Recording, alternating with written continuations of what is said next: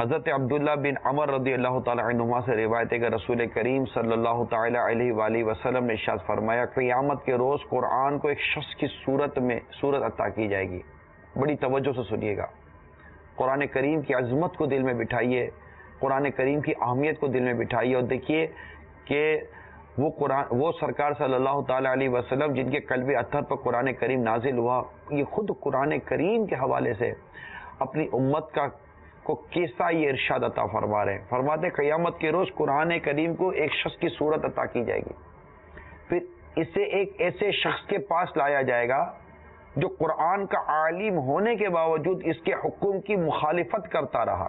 یہ بہت عبرت والی بات کر رہا ہوں. قرآن اس کی مخالفت کرتے ہوئے کہے گا اے میرے رب، اس نے میرا علم حاصل کیا لیکن یہ بہت برا عالم ہے، اس نے میری حدود کی خلاف ورزی کی، میرے فرائض کو ضائع کیا، میری نافرمانی میں لگا رہا اور میری اطاعت کو چھوڑ دیا. قرآن اس پر دلائل کے ساتھ الزامات لگاتا رہے گا، یہاں تک کہ کہا جائے گا اس کے بارے میں تیرا معاملہ تیرے سپرد ہے، یعنی قرآن کے سپرد کر دیا جائے گا. قرآن اس کا ہاتھ پکڑ کر لے جائے گا، یہاں تک کہ اسے جہنم میں ایک چٹان پر اوندھے منہ گرا دے گا.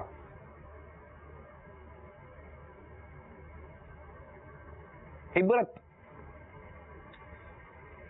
ہر ایک کو بات کرتے ہوئے اللہ سے ڈرنا چاہیے، سوچنا چاہیے کہ اس کی کوئی بات، اس کا کوئی عمل، اس کی کوئی چیز یہ قرآن کے احکام کے خلاف تو نہیں جا رہی.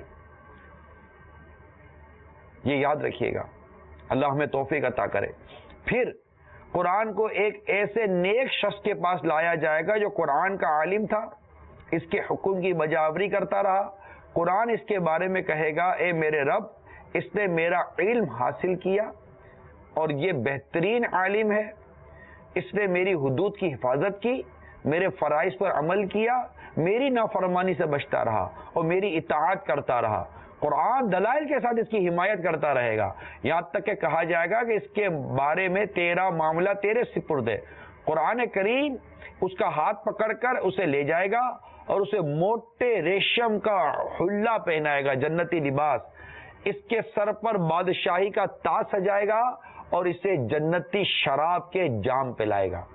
میٹھے میٹھے اسلامی بھائیوں، یہ ہے قرآن کریم کے حوالے سے بہت اہم بات میں نے جو عرض کی کہ ہم قرآن کریم کو پڑھیں، اس پر عمل کریں اور اس کے احکام کو صحیح بیان کریں. جو قرآن کریم کے احکام کو غلط بیان کرتے ہیں انہیں اللہ تعالیٰ سے ڈرنا چاہیے.